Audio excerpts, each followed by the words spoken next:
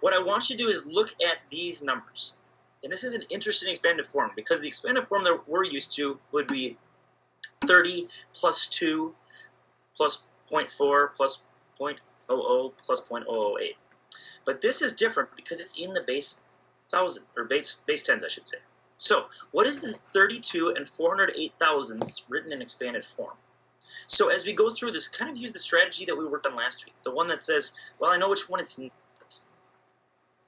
So what do we think? Can someone walk me through how we might do this problem? And I'm not asking for you to give me the answer, but if you're not sure of it, which I'm guessing probably half to 3/4 of you don't know the answer, that's why we're going through it. Can someone start me off? What might we do to solve this problem?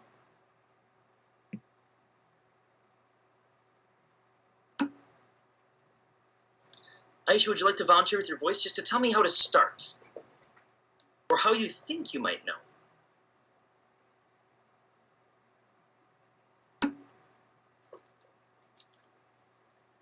I see a lot of people giving me answers, but again, that's not what I'm looking for yet. Especially since, as I look at our answers that people are giving me, I see at least 2 different answers. How could we start out our thinking? Okay, Aisha, great start. So the first thing Aisha looked at was 3 times 10. So with these questions, all of them start with 3 times 10. So even if you didn't know the answer, you could say, okay, now I know what they're doing because I know that this is a 30. That's 3 sets of 10. So I know that that is correct because all of them are the same. So where would we go next? So all of them say to multiply. So now you have to think of breaking these up. We worked on expressions. So you see some addition signs in there. Does addition come before or after multiplication? Before or after multiplication? Yeah, after. So let's write out this problem. And actually, I wasn't going to do it on Jamboard, but I love that you said that because I was going to give us a different way to do it. I'm not giving you the Jamboard link yet, so just know that. So the number that we're looking for is going to be, and I'm just writing it down and now I'll go back over to it. All right, so 32,408. So the number 30, how do we get 30? Someone tell me, how do we get 30?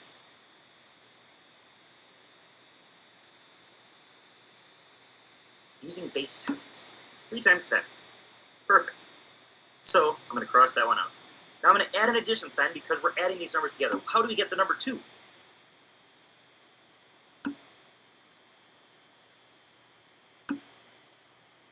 You add 2, but if you're multiplying, what would we multiply by 2 by in base 10? You get 2. Yeah, Michael, very good. Or William, you could even write 1 times 2. So yeah, I'm going to go 2 times 1 just because we're putting the larger number first. I'm going to add another addition sign. How do we get the number 0.4?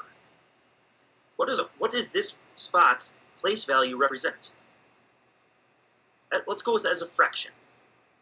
So what does that spot represent?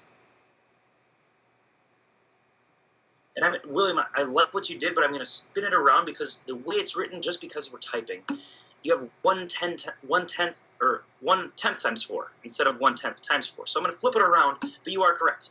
So we would have, remember, we're writing in fraction format, so 4 times the place value, so 10th. So leave that done, we've got that one done. What's the place value for the next spot? What's that place value?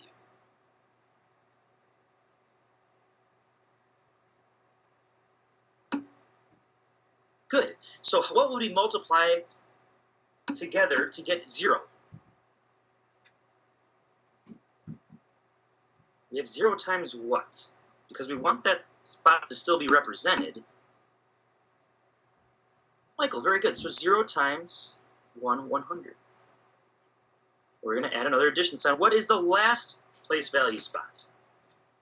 So what is this one valued at?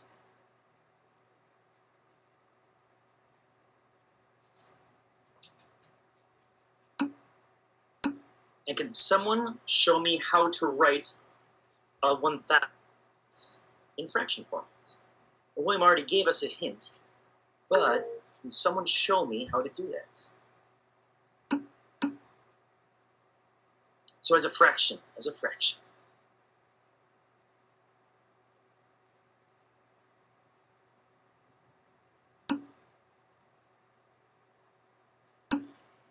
So very good, William. 1/1000th. So what we have, just like the rest of it, is that we can multiply 8 times.